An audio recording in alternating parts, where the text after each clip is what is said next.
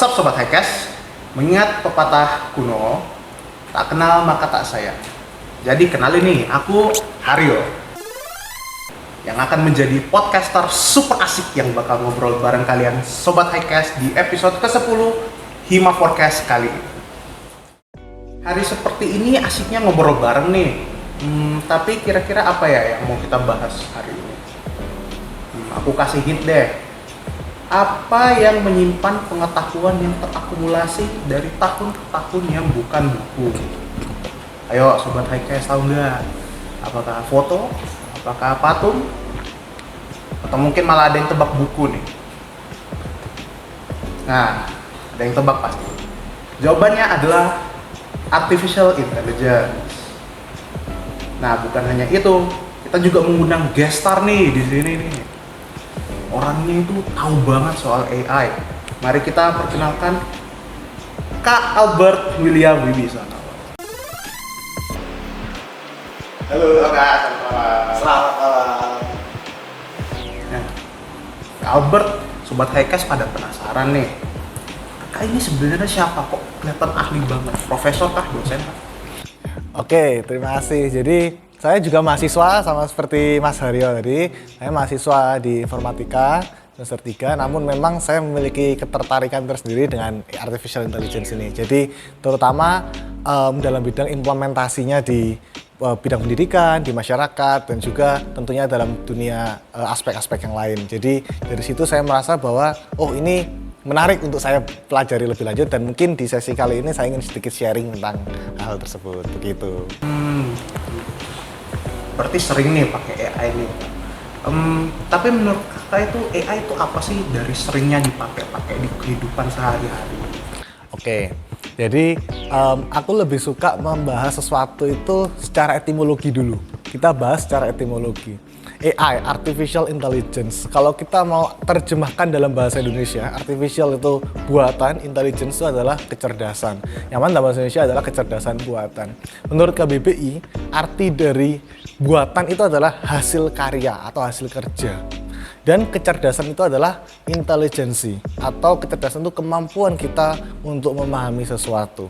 Nah, sehingga AI itu bisa kita kategorikan sebagai suatu sistem atau suatu cabang ilmu komputer yang mana mereka itu meniru dari kecerdasan manusia atau yang kita miliki di otak kita masing-masing. Tentunya itu adalah buatan karena dibuat oleh manusia. Tetapi saya ingin mengutip sedikit, saya pernah membaca satu jurnal dari Luger dan Stuberfield pada tahun 1993 bahwasanya AI itu adalah cabang ilmu komputer yang mana mereka fokus kepada otomatisasi dari perilaku cerdas atau smart habits, di mana tentu saja dari definisi ini tadi kita bisa simpulkan bahwa AI itu adalah sesuatu yang semakin memudahkan manusia, di mana definisi AI itu banyak sekali ya, tergantung dari sudut mana kita memandang. Namun pada intinya dia adalah suatu program komputer yang mana dibuat oleh manusia, kan namanya program ya, kita yang membuat, tentu saja yang ingin menyerupai dari kecerdasan atau menyerupai pola pikir manusia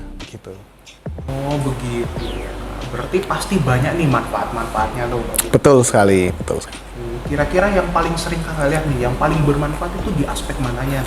Oke, jadi sebelum kita ke aspek apa saja, jadi AI itu punya banyak jenis.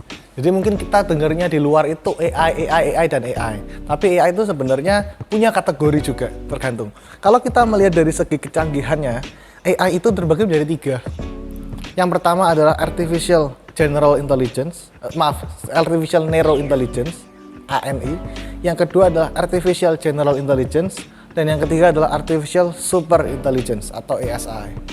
Nah, kalau ditanya manfaatnya apa, yang paling sering kita rasakan itu adalah di Artificial Narrow Intelligence dan Artificial General Intelligence. Narrow Intelligence itu apa sih? Mungkin teman-teman sudah mulai merasakan manfaatnya, yakni mungkin kalau ketika scroll, Mas Arya pernah scroll IG TikTok? Oh iya, sering. Sering tentu saja. Di sana rata-rata konten-konten yang disajikan itu selalu sesuai keinginan kita, kebanyakan. Iya. Betul ya. Tapi kalau kita buka akun baru, kalau kita register baru, itu kan masih random sifatnya. Tapi setelah kita scroll 1 kali, scroll 2 kali, maka sudah otomatis seperti apa yang kita minati. Itu semua adalah algoritma. itu adalah algoritma yang diprogram. Pada awalnya algoritma itu tidak bekerja sepersonalisasi sekarang. Karena AI itu membantu yang tadinya menjadi agak random, menjadi untuk dipersonalisasikan. Itu adalah dari artificial neurointelligence. Nah, yang paling banyak kita kenal sekarang itu sudah di tahap artificial general intelligence. Di sini kalau kita mau gali lebih dalam, sebenarnya masih banyak jenis cabang-cabang AI lain. Kalau kita lihat, ada dari computer vision, ada juga dari machine learning, ada juga dari robotik dan lain sebagainya. Yang paling sering kita lihat itu adalah NLP atau Natural Language Processing, yang mana itu adalah bagian dari artificial general intelligence. Kok kelihatannya ribet banget, bahasanya aneh-aneh? Itu nggak aneh, sebenarnya itu kita sering temui di kegiatan kita sehari-hari. Apa saja sih? ChatGPT, Copilot, Bing, Gemini, dan lain sebagainya. Itu semua adalah contoh dari chatbot yang berdasarkan dari Natural Language Processing atau NLP AI. Nah, manfaatnya apa? Mungkin teman-teman mahasiswa juga pasti merasakan manfaat yang luar biasa. Karena AI itu fungsi dasarnya adalah memudahkan manusia. Yang mana kita semakin lama kan semakin banyak nih data-data kan, semakin banyak dan juga semakin informasi semakin melimpah. Nah, maka kehadiran AI ini bisa membantu. Contohnya seperti algoritma tadi. Kalau skala dari user masih sedikit, maka algoritma biasa mungkin masih bisa berfungsi. Tetapi dengan adanya big data, maka AI itu penting untuk membantu personalisasi tadi. Personalisasi ini sebenarnya bukan hanya di sosial media, bisa di bidang marketing. Marketing itu bisa pakai AI. Contohnya di Shopee, Tokopedia, lain sebagainya. Sekali Anda pernah klik produk tertentu, maka di beranda Anda itu pasti akan muncul tawaran-tawaran produk yang sejenis dengan itu. Nah itu kalau di AI itu nanti ada namanya classification, ada juga namanya clustering. Nah itu berfungsi dalam membantu algoritma-algoritma itu. Jadi AI itu sebenarnya manfaatnya luar biasa tergantung bidangnya. Mungkin yang terbaru juga AI berfungsi untuk bidang medis. Banyak itu, banyak. Kalau Anda pernah membaca, saya pernah suatu artikel di mana ketika dia ke dokter, diagnosa dokter itu belum tepat ternyata. Dia ke dokter berapa kali. Tetapi dia mencoba bertanya kepada NLP tadi, chatbot, mengenai kasus apa yang sedang terjadi atau diagnosa dari dirinya itu apa. Nah, hasilnya ternyata tentu saja kita menggunakan AI yang bagus ya, bukan yang free mungkin yang kita gunakan ya. Yang mana datanya itu dia berikan secara lengkap mulai dari hasil laboratorium, hasil foto dan sebagainya. AI memberikan diagnosa berdasarkan data yang ada. Ketika dicek hasil diagnosa ternyata benar. Dan bahkan itu dokter pun mengakui bahwa itu benar dan sudah dibuktikan. Nah, jadi implementasi kedepannya itu akan sangat luar biasa manfaat dari AI itu. Sebenarnya begitu. Itu untuk pertanyaan manfaat AI.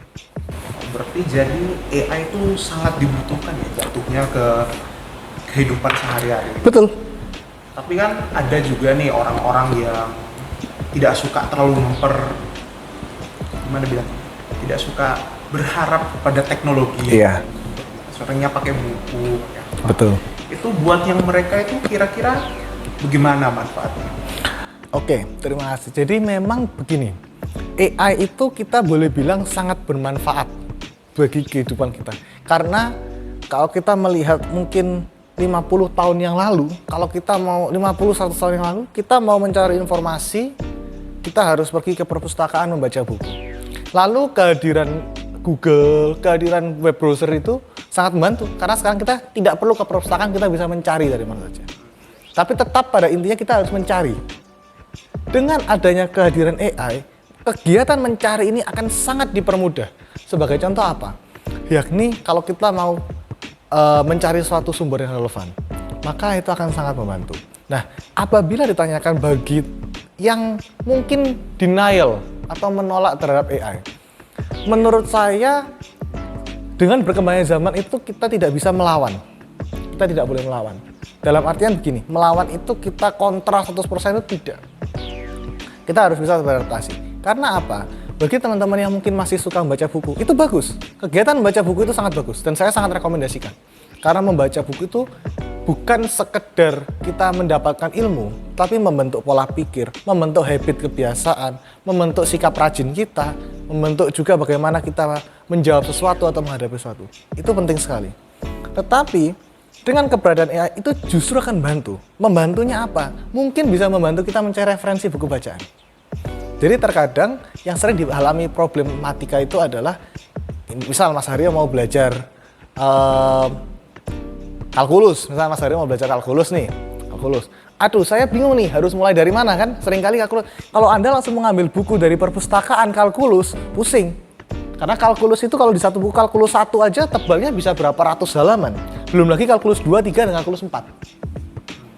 Itu sudah sampai ribuan halaman kalau mau kita ambil. Nah, AI itu bisa membantu kita untuk memetakan. Kita start dari mana sih? Dan bahkan AI yang bisa memiliki akses ke basis data dari web browser tadi atau ke jurnal-jurnal, dia bahkan bisa memberikan rekomendasi judul buku. Jadi itu bisa membantu mapping. Yang pertama. Yang kedua, kalau dari orang-orang yang masih mungkin cara meyakinkannya gimana sih?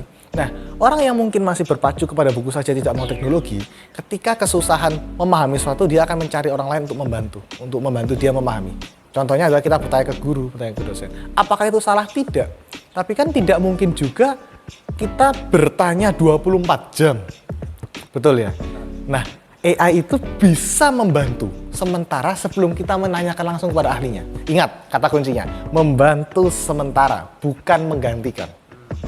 Begitu, membantu sementara. Karena misal malam-malam nih, saya membaca kalkulus 1, maka, waduh saya bingung bagian ini, bisa saya tanyakan. Dan dia akan membantu kita. Gitu. Jadi, untuk teman-teman yang mungkin masih denial terhadap teknologi, mungkin bisa kita perlahan-lahan menggunakannya dalam kehidupan sehari-hari. Karena tanpa sadari, kita ini hidup sudah dalam era AI, di mana AI ini tanpa kita sadar pun kita sudah menggunakannya. Sebagai contoh, algoritma penyajian Google. Yang kita cari, Google tuh apakah random dia menampilkan website yang paling atas urutan-urutan mungkin Mas Haryo? Apakah itu random? Tidak. Tidak. Sosial media yang sudah saya sebutkan tadi, tidak. Jadi AI itu sudah hadir hampir dalam setiap aspek kehidupan kita. Begitu, Mas Haryo. Oh, baik. Jadi sangat bermanfaat ya bagi kehidupan. Mau tidak mau, orang yang tidak pakai pun, mau yang sudah pakai pun, tetap aja memang pakai AI walaupun mereka tidak sadar gitu ya. Betul. Ada pertanyaan menarik nih. Misalnya nih, kalau AI tiba-tiba lenyap nih dari dunia gitu, langsung tidak ada teknologi, bagaimana jadinya manusia? Kembali zaman batu kah? Pakai batu sama kayu lagi kan? Sudah gak ada itu logam-logam besi atau begitu? Oke, kalau ini saya suka melihat dari aspek historis. Kalau kita mau lihat aspek historis pertama kali, AI itu dari mana sih? Kalau kita mau lihat kan, kok bisa dia munculnya AI itu dari mana? Sebenarnya gitu. Apakah kita nggak bisa hidup sekarang kalau tanpa AI? Jawabannya secara singkat saya akan langsung jawab bisa. Coba mungkin kita berefleksi, kita bercermin. Mungkin Mas Haryo bercermin 10 tahun yang lalu. Di mana internet belum sekencang sekarang, yang mana sekarang itu sudah ada 5G. Mungkin sekarang di luar negeri sudah diciptakan 6G, 6G untuk internetnya. Yang mana kecepatannya sudah bukan lagi megabyte per second, tapi sudah gigabyte per second. Yang mana semakin kencang. Pertanyaannya, kalau 10 tahun yang lalu, internet kan tidak seperti itu. Bahkan masih 3G. Yang mana kita mungkin masih HP BlackBerry. Masih ingat yang berpikir kecil? Iya, keyboardnya masih fisikal itu. Nah, kita dulu buktinya apa? Bisa hidup. Kita dulu pulang sekolah mungkin nonton film, nonton Upin Ipin, nonton Doraemon maksudnya ya, bukan kita nonton Doraemon. Atau mungkin kita nonton Adit Sopo Jarwo. Kita nonton Sofia the First. Kita nonton yang lain. Buktinya kita bisa survive kan sampai sekarang. Why not? Pertanyaannya begitu. Kenapa tidak? Nah, mungkin tantangannya memang ada. Kita coba lihat ke historis yang lebih lama lagi. Tahun penciptaan pertama kali pelopor adanya, mungkin kita bisa katakan sistem cerdas. Sistem yang cerdas. Tahun 1950, Mas Arya. Itu ada Alan Turing. Mungkin pernah mendengar tentang Turing test. Ya, Alan Turing. Fungsinya apa? Jerman dulu punya namanya kode Enigma. Yang mana kalau kita tekan huruf A, dia akan muncul huruf yang lain. Loh, tetapi itu kan enkripsi dari zaman Romawi. Jadi kita tuh harus paham mengenai sejarah itu loh. Tidak, enkripsi Romawi mungkin maju 4. Maka kalau kita ketik A, dia akan munculnya E. Maju 4 kan? Kalau kita ketik B, dia majunya F. dan sebagainya. Tapi di kode Enigma yang terbaru tidak, karena rotornya dia ada 3, yang mana permutasi dari situ itu sangat banyak sekali. Nah, dari situ Alan Turing menciptakan sesuatu yang mana bisa membantu ketika kode Enigma ini sampai, yaitu kode dari Jerman, dimasukkan mesin ini selesai. Kalau dulu kita secara konvensional kita harus logika ini bagaimana, butuh ahli matematika, ahli algoritma lain sebagainya untuk memecahkan. Tapi dengan mesin yang super mesin waktu itu bisa selesai. Berikutnya lagi, saya masih ingat, mungkin Mas Heri kalau pernah dengar komputer Deep Blue punyanya IBM. Kebetulan saya juga suka di bidang catur. Komputer Deep Blue pertama kali mengalahkan super grandmaster catur, yaitu Garry Kasparov. Pertama kalinya mesin mengalahkan manusia dalam bidang komputer. Pertanyaannya, zaman dahulu bagaimana cara mereka belajar catur? Sekarang kita mungkin kalau catur itu kita belajarnya dengan komputer, kita bermain dengan komputer. Tapi buktinya catur sudah ada, bahkan sebelum komputer itu ada loh. Buku juga ada, bahkan sebelum gadget itu ada, atau gawai itu ada. Jadi bisa, bukan nggak bisa. Yang membuat susah adalah kalau kita tergantung. Kalau kita ketergantungan, tantangan itu pasti ada. Contoh lagi, COVID-19 yang paling dekat dengan kita. Apakah kita mau selamanya diam di rumah? Mungkin sebelum COVID teman-teman nggak ada yang tahu aplikasi namanya Zoom. Mungkin nggak ada yang tahu. Bahkan mungkin penggunaan Microsoft Teams untuk video call tidak sebagus saat ini kita gunakan. Karena apa? Digitalisasi. Apakah kita mau melawan itu? Tidak. Buktinya apa? Ketika COVID-19 kita bisa beradaptasi. Dan kita harus kembali ke kondisi normal kembali yang disebut dengan new normal. Kita kembali dengan media pembelajaran yang konvensional di kelas tapi tetap terintegrasi dengan digital. Jadi apakah kita hidupnya bisa? Bisa. Kacau? Tergantung orangnya. Saya langsung harus jawab tergantung orangnya. Karena orang yang sudah terbiasa tidak bergantung, maka mungkin akan sedikit lebih lama proses pengerjaan. Mungkin kalau kita membuat sesuatu, misal kita kan mungkin teman-teman mengerjakan PR langsung dimasukkan GPT selesai gitu kan. Nah itu jumlahnya juga salah. Kalau kita terbiasa mengerjakan dan GPT atau NLP tadi hanya membantu kita, maka itu tidak akan jadi masalah. Begitu, Mas Aryo. Jadi dari kebiasaan pribadi orang-orang yang menggunakan itu ya. Betul. Nah, jadi ini ada pertanyaan lain nih. Pengaruh fatal cara mahasiswa membangun etiket dalam menggunakan AI itu gimana? Kan ada yang asal pakai. Betul. Masukin soal, terima jadi. Betul. Tidak ada ilmu yang digunakan, tidak menjadi membantu, jadinya malah kayak budaknya gitu. Iya. Oke, pertanyaannya menarik ini. Bagaimana atau apa aja penyalahgunaannya dan juga bagaimana sih cara membuat mahasiswa itu tidak menyalahgunakan AI? Sebenarnya cara-caranya itu tadi sudah saya spill sedikit-sedikit. Sudah saya spill dan juga penyalahgunanya sudah saya spill. Namun kita harus punya acuan yang jelas terlebih dahulu. Acuannya apa? Karena regulasi AI, secara khusus saya katakan di Indonesia, itu masih abu-abu. Bahkan termasuk konten AI generated, itu masih undang-undangnya masih abu-abu. Apakah dia orisinil atau bahkan dia plagiasi? Karena kalau kita kemarin ada sempat viral, mungkin teman-teman juga lihat konten Ghibli. Ya yang dibuat Ghibli, foto sendiri jadi Ghibli, jadi apa? Pertanyaannya, itu bisa nggak sih dituntut? Ya dan tidak, kalau menurut saya. Karena apa? Yang pertama, AI itu mengambil data dari yang sudah ada. AI itu tidak bisa, dia bekerja, kita di belakang AI itu ada data. Dia di training, ya itu perlu di training. Di belakangnya itu ada data. Nah, setelah dia mempelajari pola dari data itu, macam-macam lainnya dia pelajari, maka baru dia bisa generate. Dia bisa generate. Nah, yang pertama itu tadi tantangannya, mengenai regulasi yang masih abu-abu. Nah, konteks penggunaannya bagi kita mahasiswa, banyak banget penyalahgunaannya. Banyak Mas, kalau mau disebutin. Satu, yaitu langsung memasukkan soal, lalu kita terima jadi. Nah itu kesalahan yang awal. Lalu kesalahannya akan merembet. Kalau kita mau buat diagram, dia akan lanjut. Kesalahan berikutnya adalah setelah keluar hasil, langsung kita copy paste, salin, kirim. Terus pertanyaan mendasar, tujuan Anda belajar apa? Tujuan Anda kuliah apa? Yang kuliah itu AI dong, bukan Anda. Kan begitu. Nah, selanjutnya adalah ketika Anda sudah copy paste itu langsung dikirim, berlanjut ke yang ketiga. Anda jadi tergantung.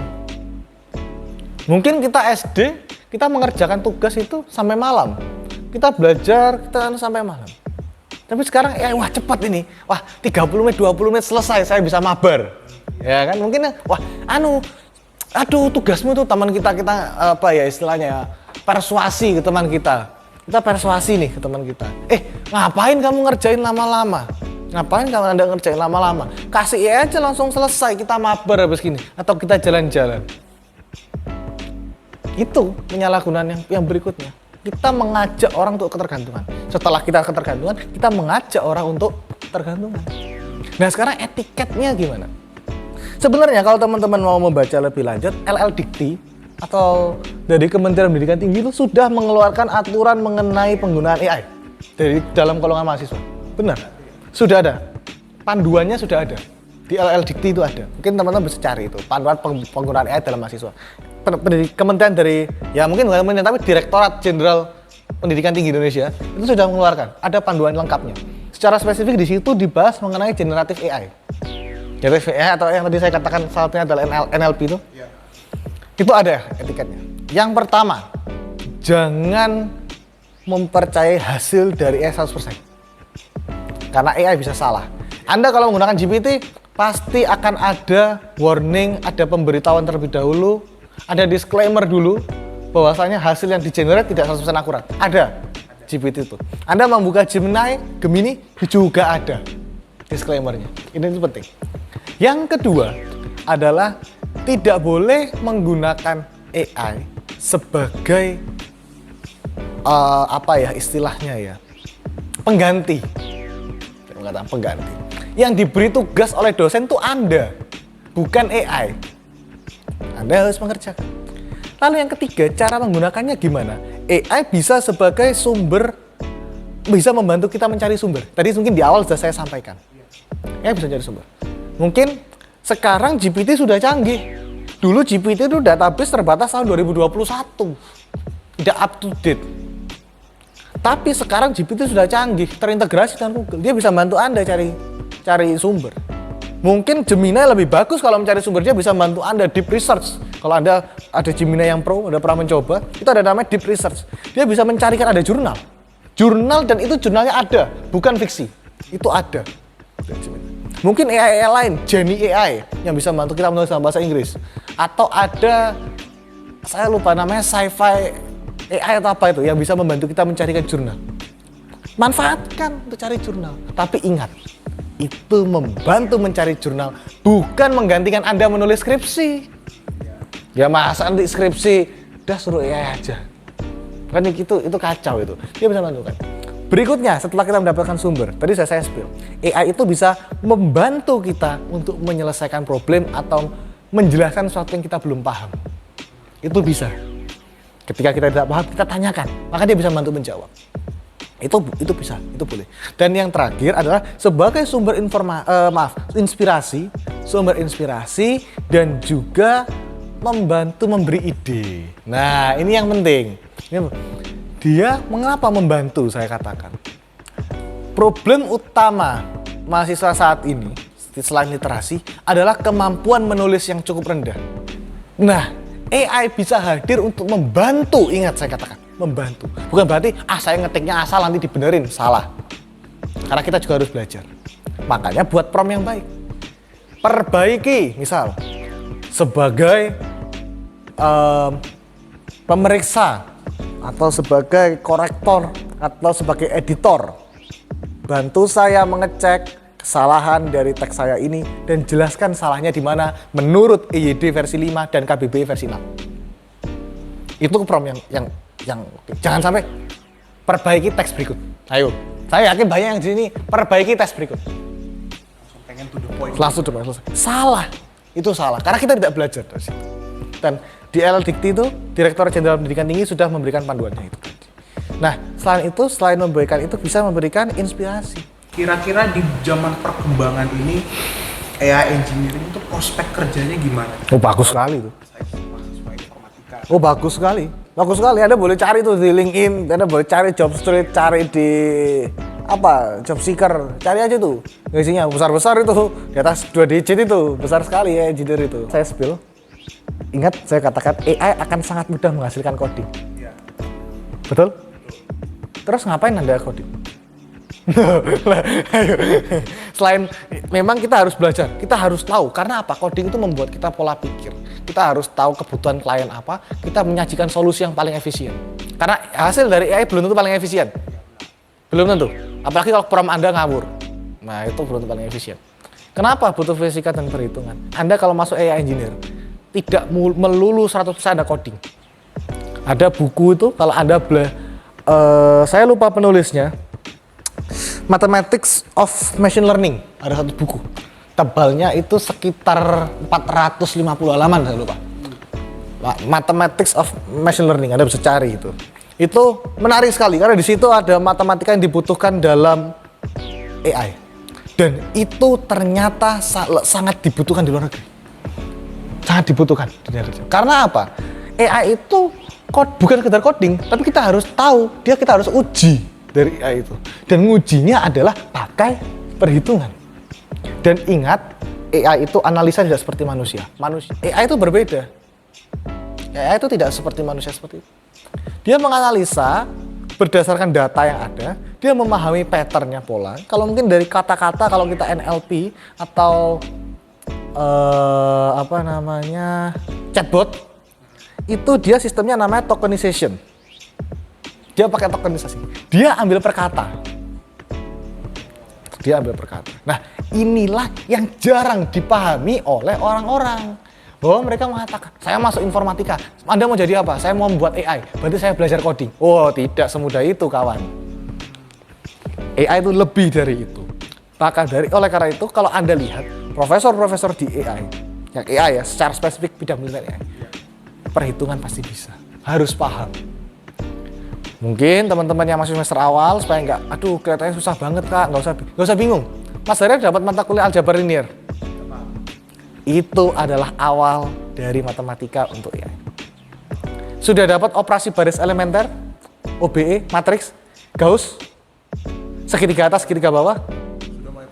Sudah mulai pengenalan segitiga atas, segitiga bawah. Itu akan sangat-sangat digunakan di AI. Itu adalah kalau Anda buka di Introduction to Machine Learning bab 1 gitu. Itu di bab 1. Langsung di depan itu ya? Di hadapan itu. Itu tadi. Statistika inferensial ada nanti. Karena kita menguji AI itu nggak bisa, kita ujinya 1 kali. Tapi kita uji 1000 kali. Kita looping lagi, kita run terus 2000 kali. Kita cari penyimpanannya berapa. Oh, dia salahnya seberapa? Datanya salah paling banyak di mana? Ini salah kenapa? Maka kita train di sini. Begitu. Apalagi kita bicara dalam konteks big data. Nggak mungkin, ini ada yang salah, nggak tepat, kita latih dari awal. Oleh karena itu ini saya katakan, Anda kenapa harus paham semua itu? Karena itu dibutuhkan di dunia kerja nanti. Engineer bukan sekedar saya di balik layar. Anda harus paham perhitungannya gimana, testingnya gimana. Karena urusan coding, banyak programmer itu.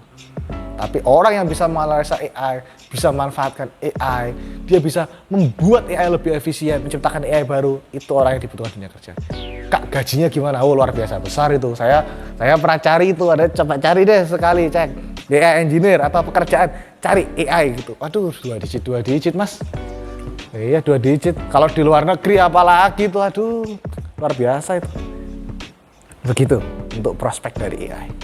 Jadi kita itu harus menjadi otak di balik otaknya AI. Betul sekali. Baik. Dengar itu Sobat Highcast, menarik sekali ya AI saat ini.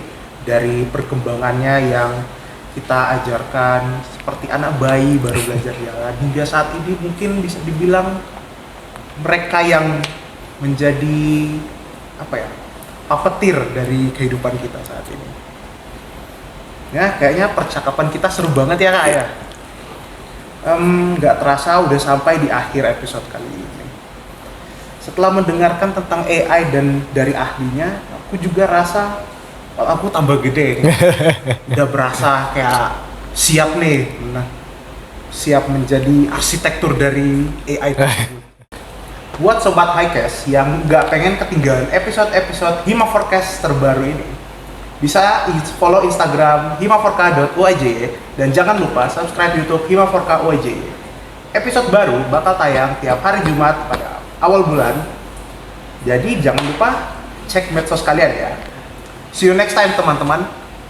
Bye-bye. Bye-bye.